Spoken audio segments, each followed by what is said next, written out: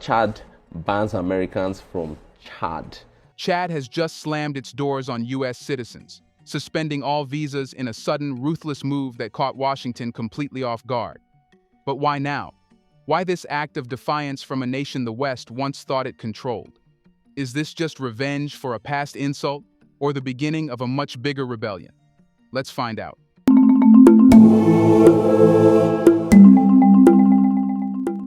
For decades, Chad kept its head down, quiet, cooperative, almost invisible on the world stage. It played the obedient partner in countless Western-led operations across Africa, hosting French military bases, aligning with U.S. counterinsurgency efforts, and accepting the security aid that came with long, unspoken strings. It wasn't a glamorous position, but it came with survival. That silence, however, wasn't peace. It was containment. Behind the handshakes and photo ops, resentment brewed. Chad watched the same pattern repeat. Western nations exploiting regional instability to justify permanent military installations. Foreign troops flying drones, gathering intelligence and running operations, all on Chadian soil, but rarely with full Chadian consent. Meanwhile, promises of investment, development, and mutual respect never fully materialized. For most of the world, Chad was just another dot on the Sahel map. But for Washington and Paris, Chad was a lever, a tool to keep their grip on the region. The illusion worked because Chad didn't push back. It absorbed sanctions. It tolerated public scolding. It remained strategically useful, until one moment changed everything. In early 2025, without warning, Chad abruptly suspended all visa issuances to American citizens. It wasn't leaked, it wasn't negotiated, and it wasn't softened with diplomatic language. It was swift, cold, and absolute. A statement of finality. For a country often painted as fragile and dependent, this wasn't just surprising, it was revolutionary. No preamble, no polite warnings, just doors slammed shut. To Washington, this felt like a betrayal. But to Chad, it was the first honest move in decades. It wasn't just about travel, it was a message. You don't get to treat us like we're disposable. Because the truth is, this was never just about visas. The ban wasn't about tourism or embassy lines. It was a symbolic execution, the burial of an unequal relationship. A long overdue rejection of the humiliation Chad had endured under the guise of partnership. This wasn't rage, it was a strategy. What sparked it? Some point to the reimposition of the U.S. travel ban under Trump, which once listed Chad among deficient countries. Others trace it further back to years of subtle slights and overt manipulation, especially around migration politics and anti-insurgency operations that left Chad taking risks for rewards that never came. But the final snap didn't come from policy. It came from realization. Chad had watched as other African nations, particularly Mali, Burkina Faso, and Niger, tore down their colonial scaffolding and stood tall without it. They ejected French forces, seized control of their resources, and began rewriting the rules. And they didn't collapse. That changed everything. Chad's leadership began to ask a terrifying question, not to the West, but to itself. What if we don't need them anymore? And once you ask that, the answer comes fast. Because what had once been seen as support, military presence, foreign aid, intelligence sharing, began to look more like occupation, dependency, surveillance, power masquerading as protection. The visa ban was a scalpel cutting through that illusion. But here's the twist. This act of rebellion didn't come from isolation. It came from inspiration. Chad wasn't retreating into the shadows. It was preparing to step into a new light, one shaped not by the West, but by a new alliance of African resistance rising just next door. That's why the visa ban was only the first step. Because when you burn a bridge, you're already facing a new direction. So, where was Chad turning? Here's a reminder to please like and share the video and subscribe to our channel to watch more videos on Black culture, history, civilization, and identity. Let's continue now. When a country slams the door on a superpower, it can't afford to stand alone for long. In geopolitics, isolation is suicide, unless it's strategic. And in Chad's case, the timing of its defiance was no accident. Just across its western and southern borders, something remarkable had already begun to unfold.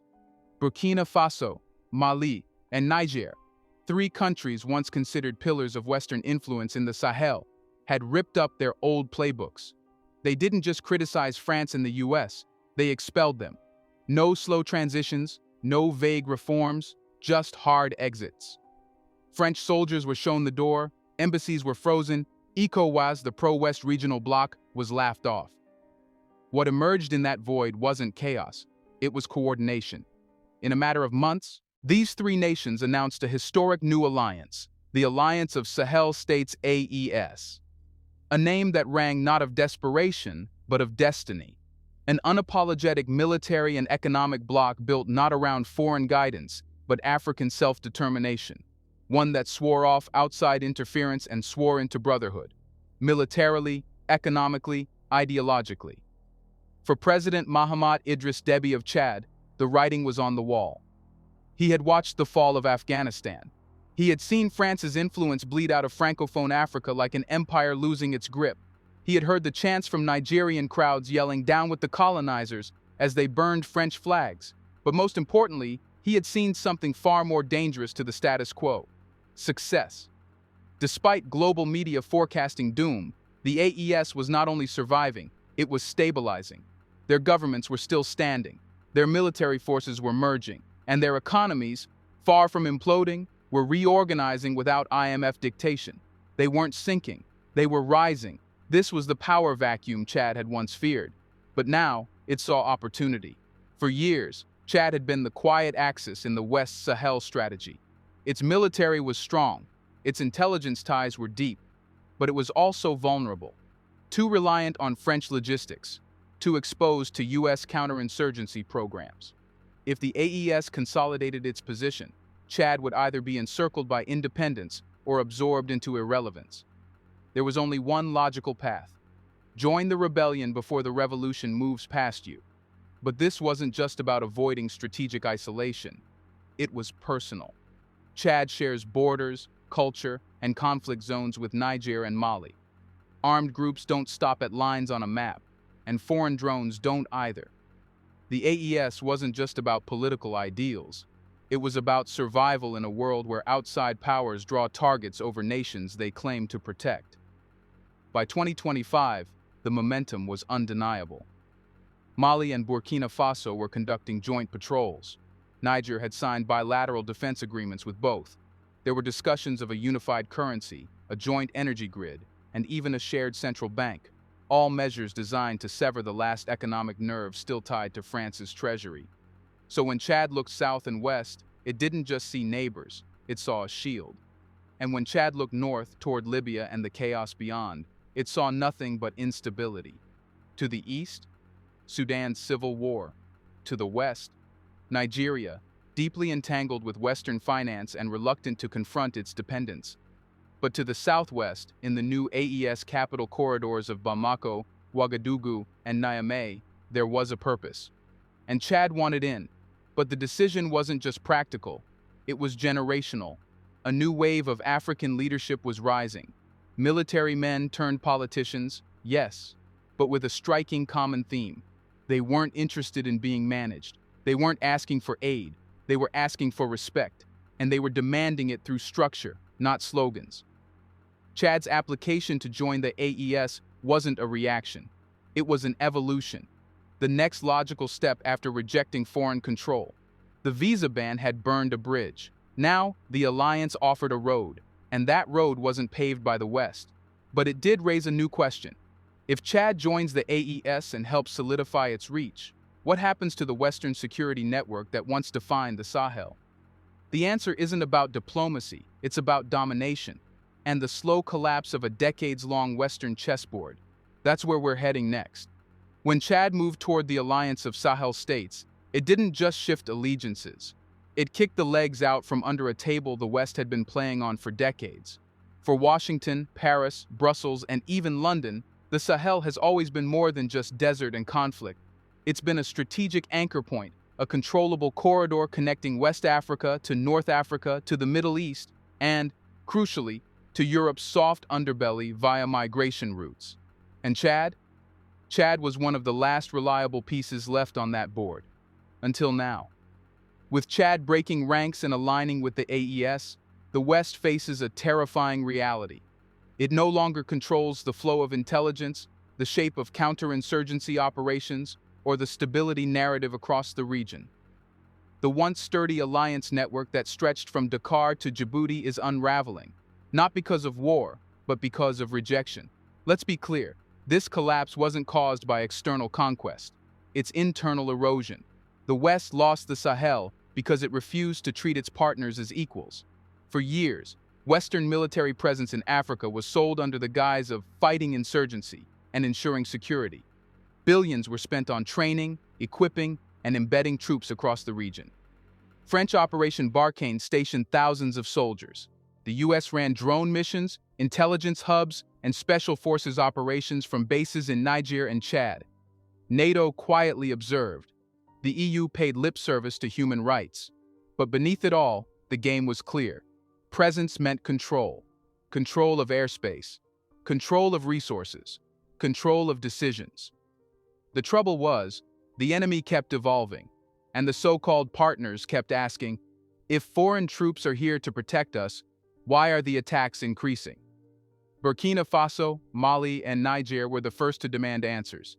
They didn't get any, so they kicked the door down. Chad watched, listened, calculated. And now, by joining the AES, Chad hasn't just picked a side, it's helped tip the balance. The AES now represents a block of territory that cuts straight across the Sahel, from the west near the Atlantic, deep into Central Africa. It's bigger than France. It borders Libya, Algeria, Nigeria, Sudan, and the Gulf of Guinea. And thanks to Chad's military strength, the alliance can no longer be dismissed as a rebellious experiment. It's a regional counterweight to Western influence. And with each base closure and diplomatic snub, the West loses eyes and ears in a region it once thought of as its own. More importantly, the AES is refusing to play the old game. There are no World Bank conditions, no IMF debt restructuring sessions, no G7 roundtables. What's being built here is a sovereign ecosystem, funded through internal resource control and bolstered by alternative partners like Russia, China, Turkey, and even Iran. This isn't some Cold War replay.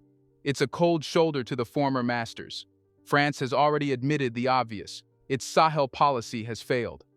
French soldiers have been booed in cities they once patrolled. Western embassies have become symbols of discontent, not diplomacy.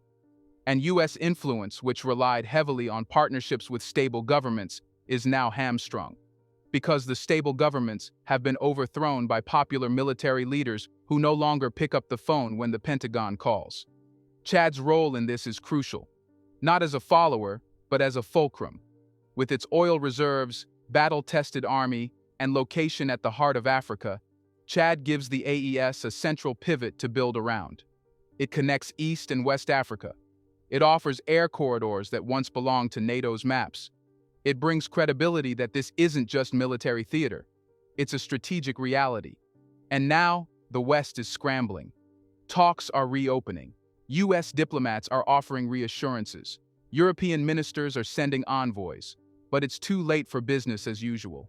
Because Chad, by joining the AES, didn't just shift sides. It helped redraw the map. The old chessboard is shattered. The pieces are moving fast. And a new game has begun. But here's the real question. What's next? Because if the AES is no longer just a defensive pact, if it becomes an economic engine too, can it replace the financial scaffolding Africa once depended on from the West?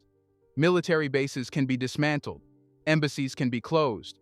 But if your currency is controlled by someone else, your independence is a myth.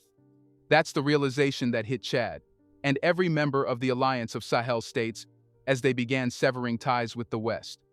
Because beneath every drone strike and development partnership, there was something more invisible, more dangerous, and far more enduring than troops or trade embargoes. The franc. Specifically, the CFA franc, a colonial relic still used by many West and Central African nations.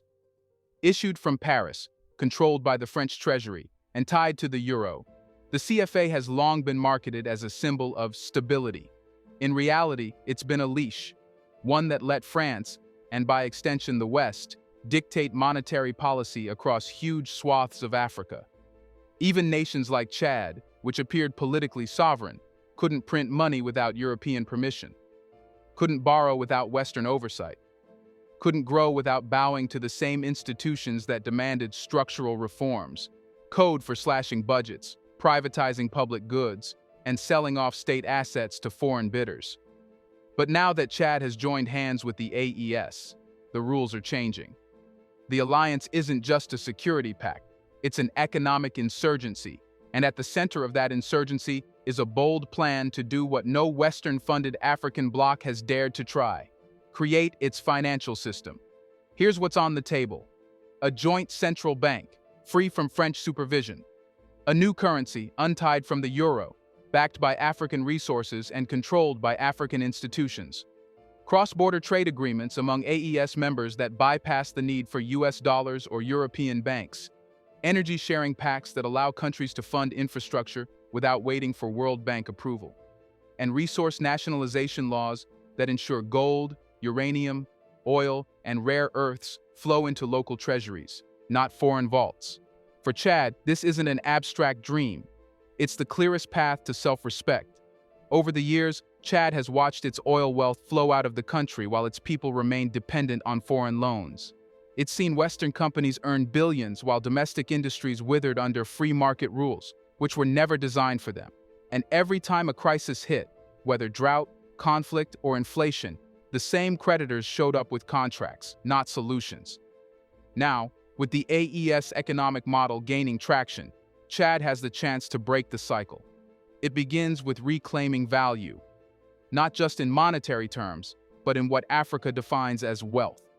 For too long, the West dictated what had value: cash reserves, credit scores, GDP targets, and investor confidence. But the AES is flipping that model. In this alliance, wealth means sovereignty, gold that stays in the ground unless locals say otherwise, food that feeds your people before it's exported for profit, roads, rails, and refineries built by and for Africans, not to make someone else's stock price rise. Chad's pivot to this system isn't about rejecting modernity. It's about building a modernity that doesn't require permission from former colonizers. Already, whispers are circulating about a pilot currency system between AES members, possibly backed by a combination of gold reserves and resource-backed tokens. It's radical, unproven, risky, but it's also real. And unlike the promises made by the IMF or World Bank, this one doesn't come with conditions that gut national sovereignty. Western economists are panicking, not because they think it will fail, but because they fear it might work. If the AES builds a self-sustaining economic engine, with Chad as a major contributor, it sets a precedent for the rest of Africa: that you don't need to beg for loans, that you don't need foreign consultants to balance your books, that you don't need colonial currencies to build a future. And that is the real threat to Western power. Because if a landlocked, underestimated nation like Chad can help build an African financial system from scratch, what excuse do the others have? But all revolutions face resistance. And as Chad and the AES gear up to launch a post-CFA future, the pressure is building. Sanctions, sabotage, and media smear campaigns are likely next. But can Chad survive the storm it helped unleash? And if so, what happens when the storm becomes the new climate? Let us know in the comment section. Will this fight be worth it? Do you want to watch more videos like this one? If so, subscribe to our channel and press the bell icon next to it. We have decided to bring videos on something nobody talks about: the Black culture, civilization, history, and evidence about how glorious Blacks have been. Thanks for watching, and until the next video, stay tuned.